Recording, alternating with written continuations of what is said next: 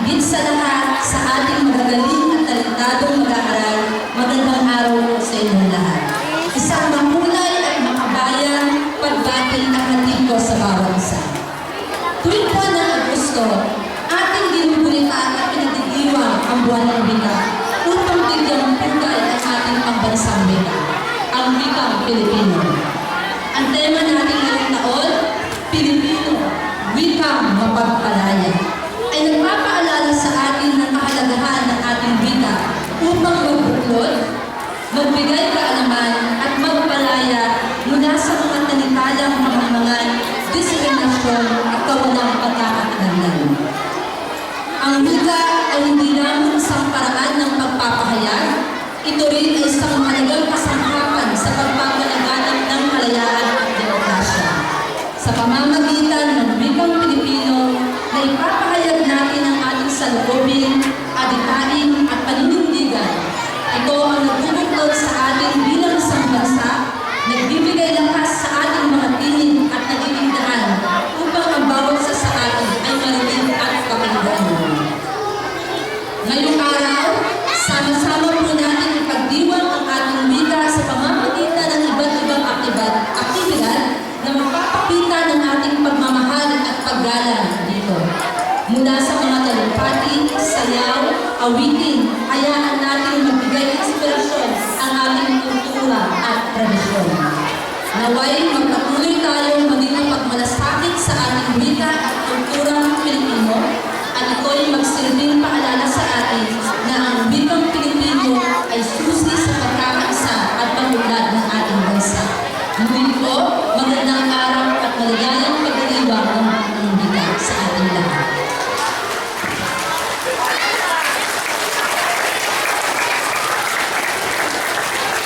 Maraming salamat, Ma'am Annalyn, sa napakatang pamulat na pananalita. Tunay na nagbibigay inspirasyon ang mga saginakuan at nagpapakita ng kalagahan ng ating pagtitipon ngayon. At ngayon naman po ay tumama na tayo sa susunod na bahagi ng ating programa. Handa na ba ang lahat? Handa na ang lahat? Meron po ang napakalakas ng kanilang enerhiya ngayong araw. Inaayaw ko po kayong lahat na maging bukas sa mga susunod na pagtatanghal ang aktibidad na magpapakita ng yaman ng ating kultura at wika. Patuloy po tayong magdiwang ng limo ng wika ng may puso at pagmamalaki. Simulan na po natin. Ating mapapakinggan at masasaksiyan ang pagbigkas ng tula mula sa mga naglagi sa paligsahan mula sa kindergarten hanggang sa ikatlong baitang. Una po natin tatawagin sa ating tablado ang nagkamit ng sa unang pwesto sa tula.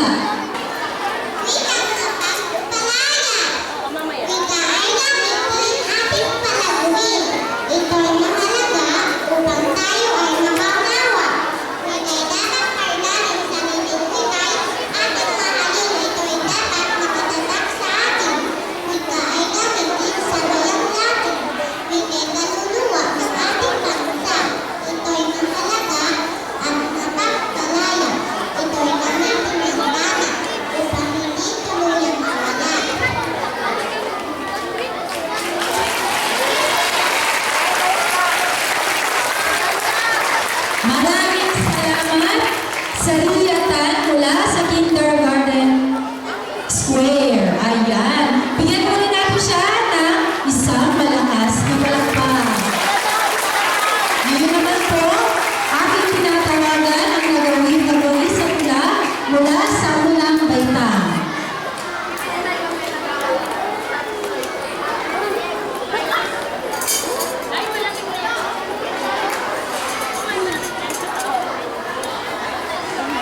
Talea Hor Manuel.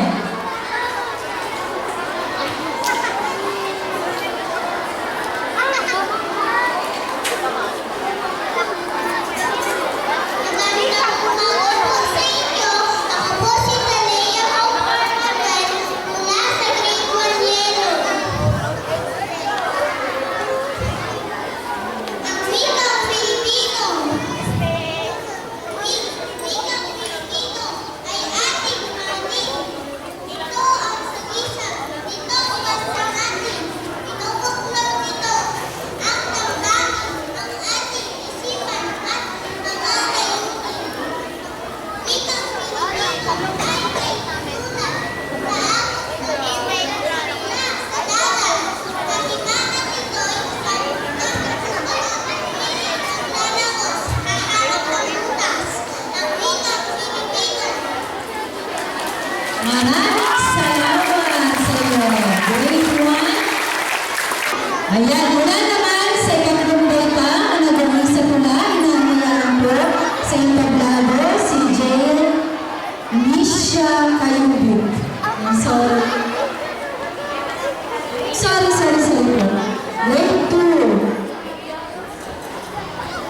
Grade 2, I'm sorry po, Maria Saidi Yuan J.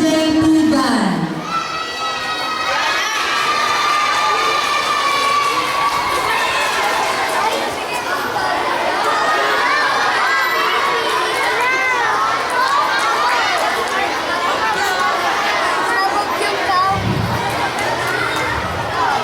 Wikang Pilipino!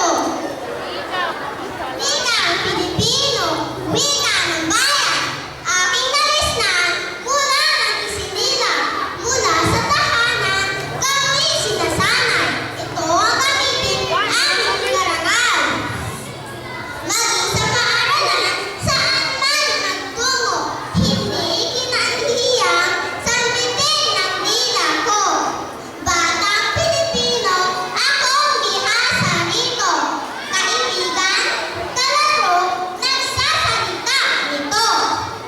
Ipinagtanggol ito ng mga bayani sa makabagong parahoy, di dapat isandabi. Kapayapaan, kalayaan, ito'y laging saksi. Wikang Pilipino, isa buhay parati. Salita'y kalayaan sumisikat. Wikang Pilipino, sa puso'y nag-aalam, nagbibigay lakas sa bawat hakbang. Sa pag-unlad ng bayan, ikaw ang gabay. Sa dilag, panulat, kalayaan na mamalas. Sa bawat alumaki, damdamin ay wagas. Nagbubuklod sa atin sa hirap at ginhawa. Wikang mapagpalaya, sa puso'y naglalakbay. Sa bawat henerasyon, ikaw ang tanglaw. Sa pag-abot ng pangarap, ikaw ang gabay.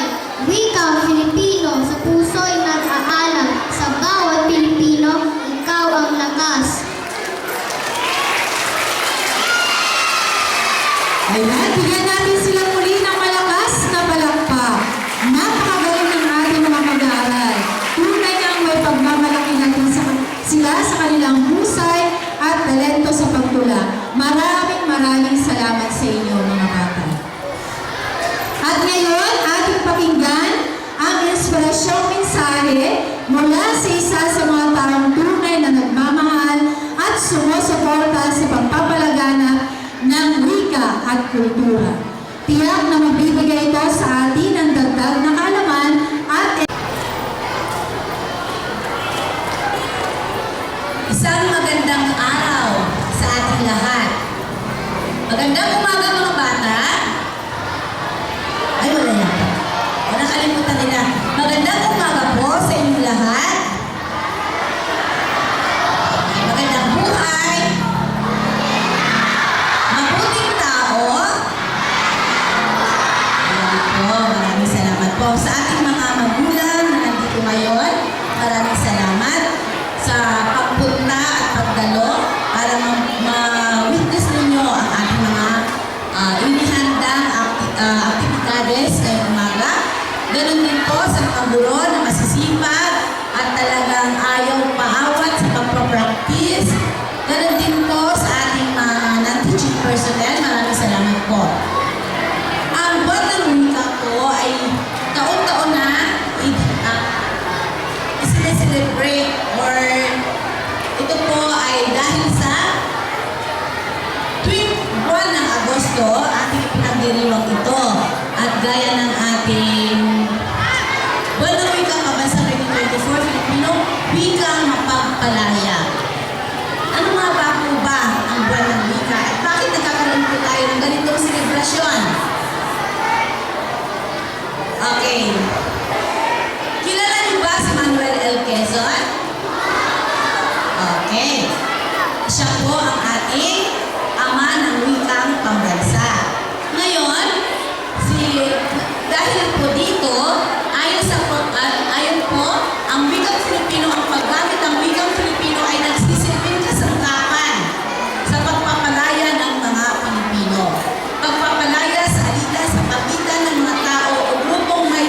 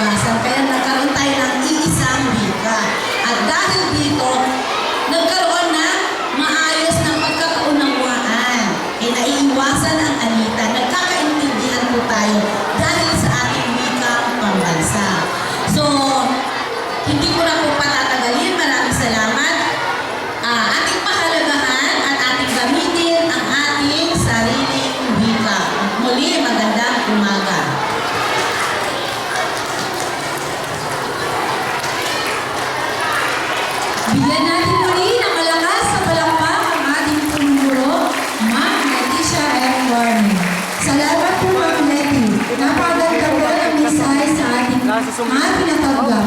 Ang kanyang mga salita ay tunay na nagbibigay inspirasyon at nagpapatibay ng ating pagmamahal sa ating wika at kultura.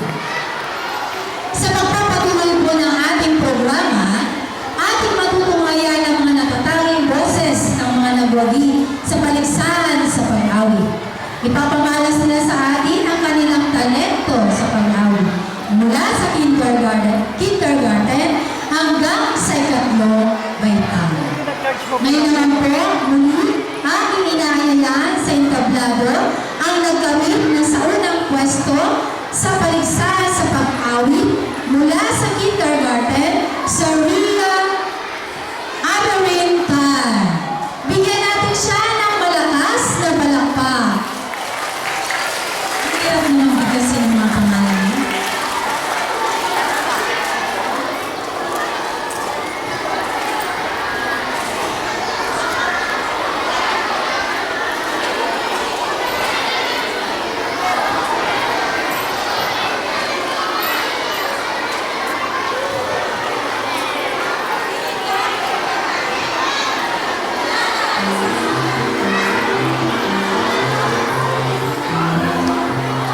Kuya, pogi-pogi po, nasong pulo-pulo, tanangin mo si Pelo. Kung may nahuling aso, wala ko kundi tatlo, bigyan mo ko kaptaso. Saan tayo maglalabas sa bahay ko ni Mama? Baka tayo mag-iwan, uulan ng palaka.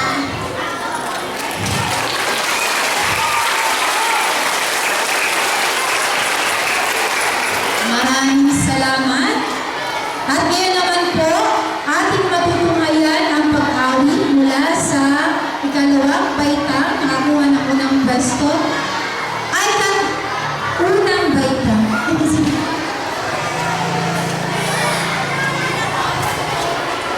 Sorry. Tao lang po. Mula sa unang baitang, nagkamit ng sa unang pwesto, Genesis P.S. Guerra.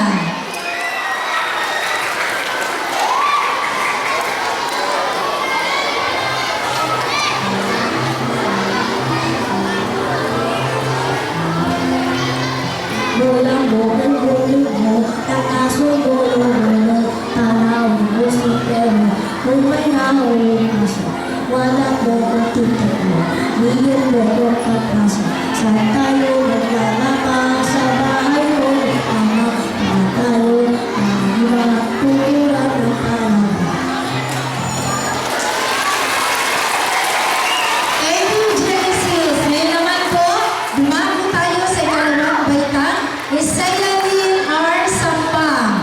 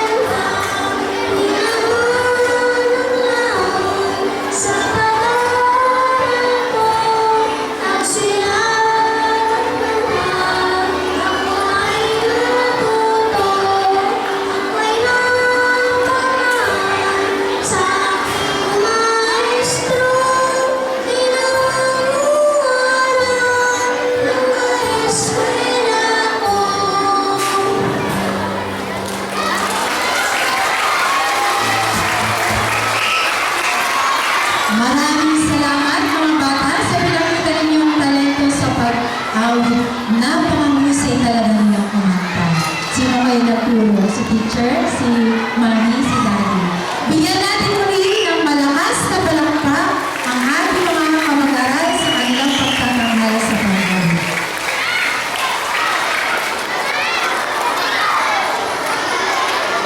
Great job! Ngayon tayo magtungo sa isang masiglang bahagi ng ating pagdiriwang. Ngayon naman ay ating masasaksihan ang isang espesyal na pagtatanghal sa pagsayaw na tiyak na magbibigay saya at kulay sa ating okasyon. Tinatawagan ko mauna ang mga kindergarten.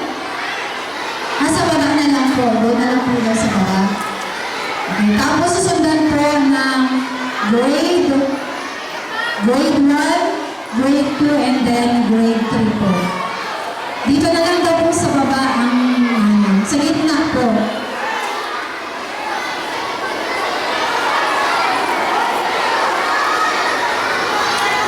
Ready na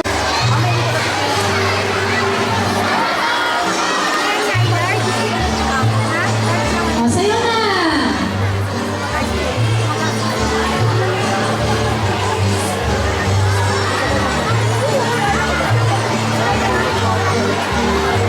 Smile!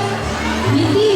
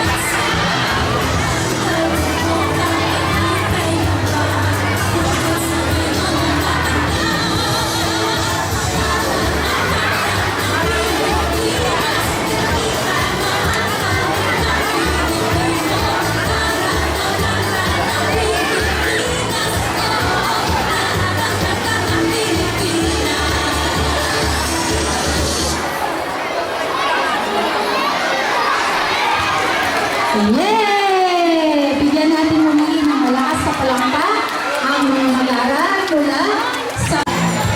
Palakpak naman dyan!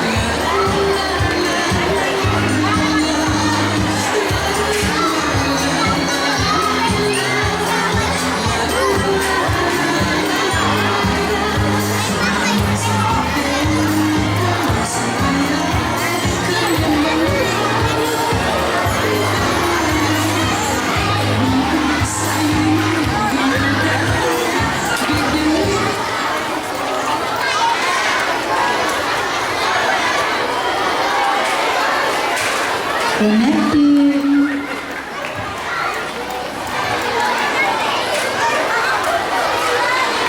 Nakakahinda. Diba? Connecting.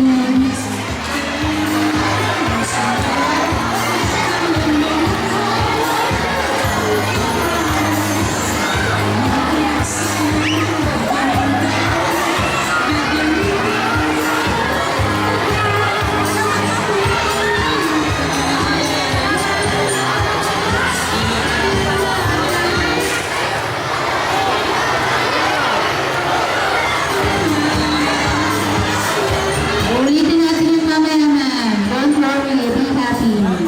Maging masaya. It's part of the program. Mamaya ulitin po natin mga bata, huwag kayo mag-alala. Ano po, protecting. Be happy. Tuloy-tuloy. Mamaya ulitin natin.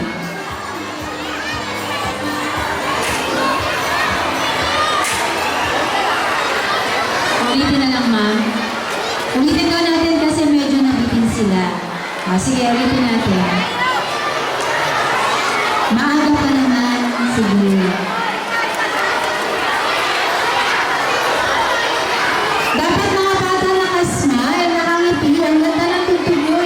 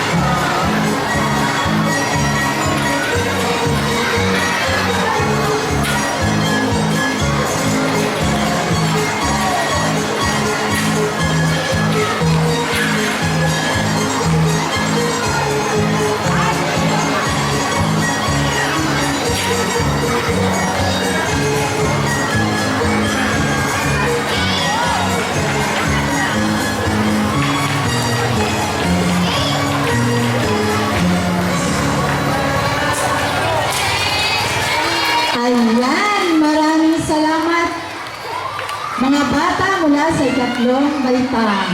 Parang walang tumalakpak.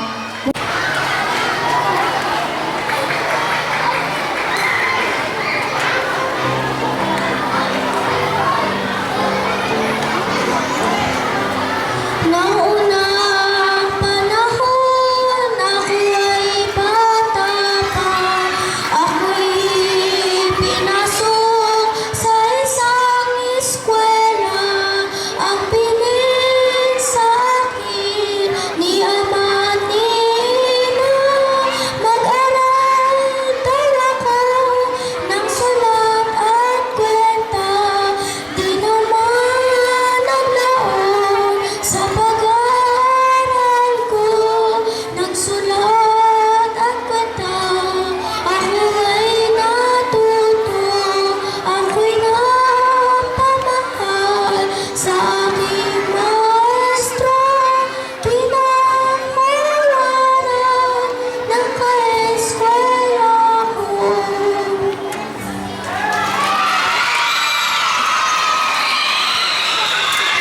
Maraming sa Alam na ng madlang, pinalaman may sariling tanda na hindi matulala.